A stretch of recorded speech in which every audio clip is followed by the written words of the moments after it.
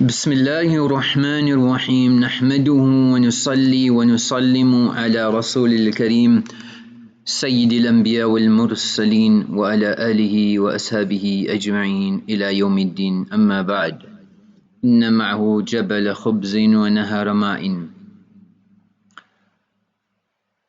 Dajjal, on the advent, he will move with mountains of provisions. He will control the food reserves, وَالنَّهَرَ مَاءٍ, and the water reserves. The basic needs of humanity, food and water, will be under his control. So a believer does things with foresight, does things with vision, as the basirat. He is never bitten by the same hole twice. So we need to introspect and see, am I caught up in this web of Dajjal or not? And if yes, what am I going to do about it? What can I do that I make sure I don't fall in his trap? So there is a trap, there's a ambush in the waiting. Can I see through it or not? Am I still worried about my dunya, about my cars, about my watches, about my clothing, about my amassing wealth? What has happened to my wife, my children, how much deen is in them, my neighbors, my locality and humanity? Kuntum khayra ummatin ukhrijat linnas. Allah has chosen me, Allah subhanahu wa ta'ala has anointed me, Allah has appointed me, Allah subhanahu wa ta'ala has selected me. I am not ordinary, I am special, I am the selection of Rabbul Alameen to be from the best of ummats. What is my job? I've been designated, I've been nominated by Allah to benefit humanity, to take people out of the slavery of this dunya to the slavery of Allah Rabbul Alameen. So we need to check, introspect, what legacy will I leave behind when I leave this world? Am I blind? Am I living with these flaws? I'm going in a head-on collision and still accelerating. The master trickster, Shaitan, the biggest con on earth, is planning to trap me to fall in Jahannam. I should have been on the road to Jannah. The climax of this trickster is the biggest plan. Leave the best for last. It's called a showstopper. The showstopper for Shaitan is the coming of Dajjal, the master con man, who will put on a show, an appearance, such a performance, such a presentation, unprecedented. So am I walking into this snare? Am I walking into this booby trap? Or am I vigilant? Can I see through it? How much darkness can a person be? You see, somebody was driving along the highway when a police officer pulled him over, informed him that you have just won $1,000 award for safe driving. So we were monitoring all the drivers and we noticed that you qualified for this prize. So the police officer questioned him and said, what are you going to spend the money on? How will you utilize it? So he said, I think so. I'll get that driver's license. I'll get that driver's license. The driver smiled and said, so as the officer is shocked now at what he is saying, the wife that's in the passenger seat says, officer, don't take notice. He thinks so, he is clever. He thinks so, he is over smart. And this is his habit. This habit of his gets to the climax when he's on a high. So just ignore him. He's on a high. Just then his brother, who's in the back seat, whispered, "Officer, I told them and they didn't listen to me. I told them we wouldn't get far in a stolen car. We wouldn't get far in a stolen car." Now the cop was baffled. He was confused and trying to think, what should I do? It can't get worse than this. It can't get worse than this. Then in the trunk of the car, there was a knock, and somebody in a muffled voice says, "Are we over the border yet? Are we over the border yet?" So much darkness, we can't see through it. So these resources, our health, our wealth, the health that we have, the energy that we have, the mind power that we have, the faculties that Allah has bestowed us with, am I utilizing it? Am I being proactive and preparing for akhirah or not? Hazrat Maulana Ashraf Ali Thanwi Rahimahullah used to say that well-being and afiyah, general protection, is a great boon. It's a favor, and this will assist us and aid us in matters of deen. Contrary to that, excessive wealth, when it is not to the ahl and a person doesn't have the mizaj of deen, it will make one neglectful and grief with 1,000 worries. So you should say, without this well-being, everything else, all the wealth on earth is worthless. Then he used to give an example. He said there was a Nawab, affluent person of Lucknow, who had some issues with his stomach, that he couldn't eat properly. So he had to even place mince meat in a cloth and just suck on it to get the flavor of meat, because his stomach couldn't digest anything. And his house was on the edge of the city.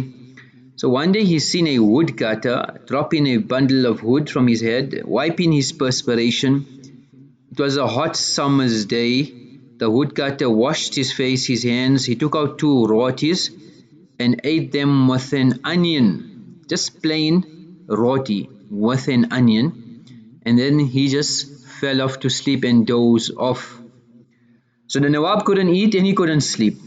So when he seen this person, this woodcutter, he said, even if I had to swap positions and I had to give off all my property, all my estates, all my positions, everything that I owned, to become this woodcutter, I would have exchanged it for it. So what his animals were eating, this Nawab himself couldn't eat. So since Allah subhanahu wa ta'ala has given us this bounty, this ni'mah, we need to utilize it properly, and that's what we need to check. Am I using these bounties properly?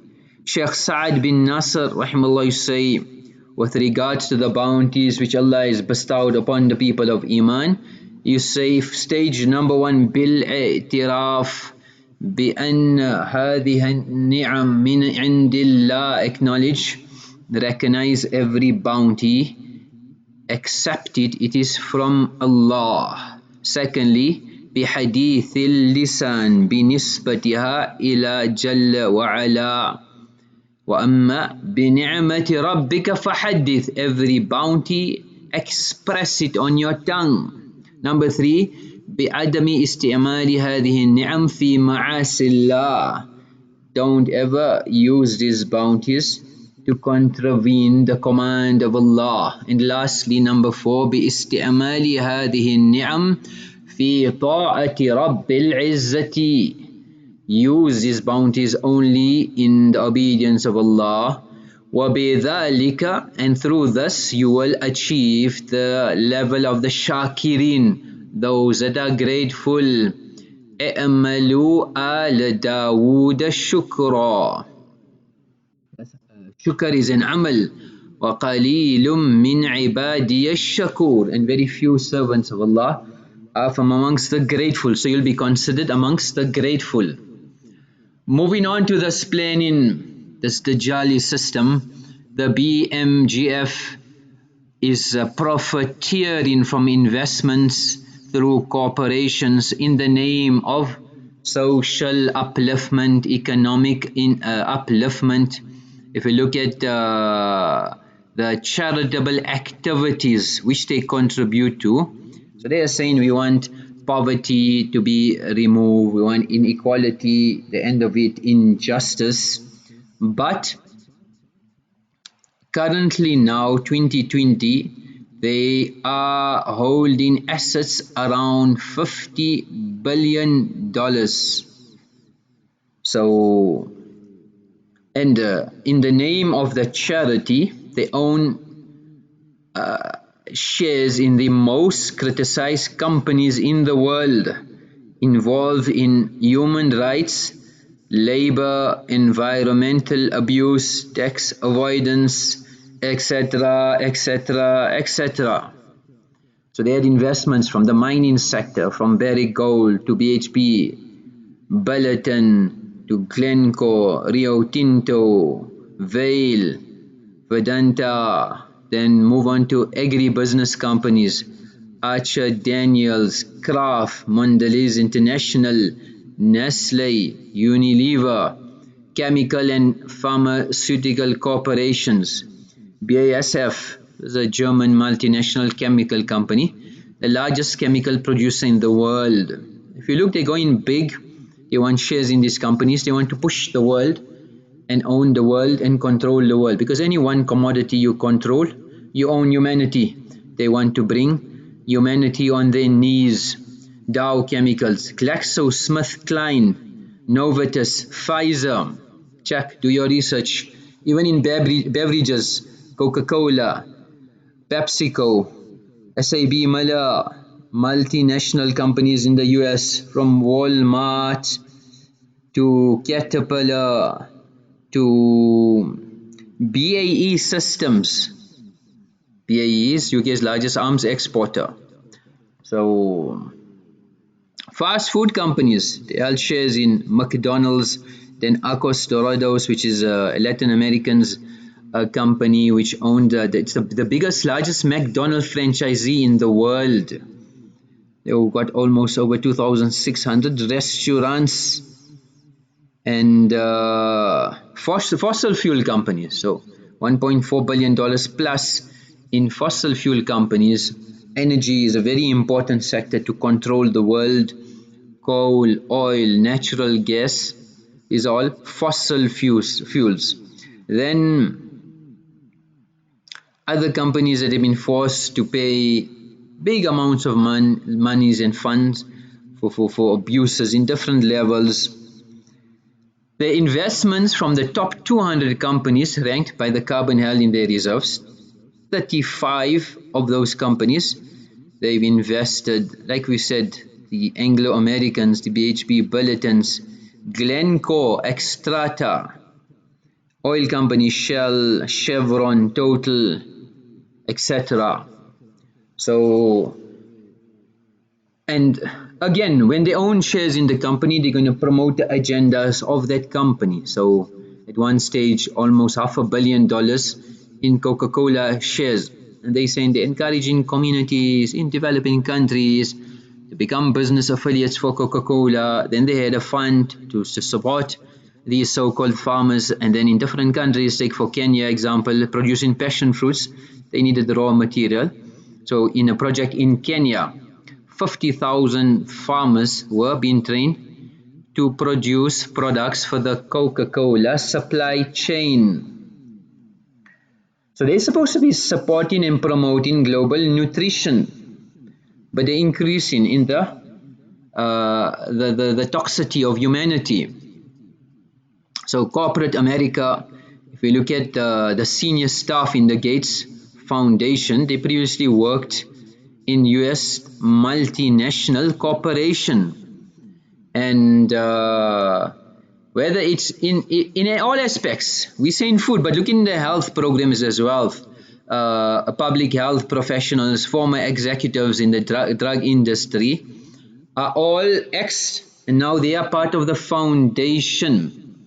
So part of that is Microsoft's expansion in Africa as well, and they've got 22 offices in 19 cities across 14 countries, a network of 10,000 partners in Africa. So they don't want to leave any place on earth untapped and untouched. So and there's over 150 reports shows that Microsoft's investment in Africa is significant.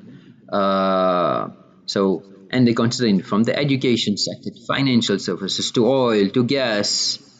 So there's a conflict, there's a serious conflict. Do you want to make money or do you want to do good?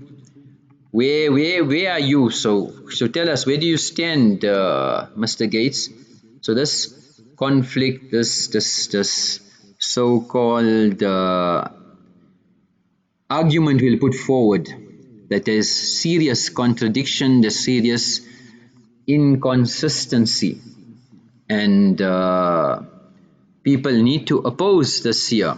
So obviously, on one hand you Microsoft, one hand you foundation, on one hand you own these companies, your fingers, the fingers of Dajjal, the claws have already embedded themselves. Microsoft for Africa initiative, look at that program.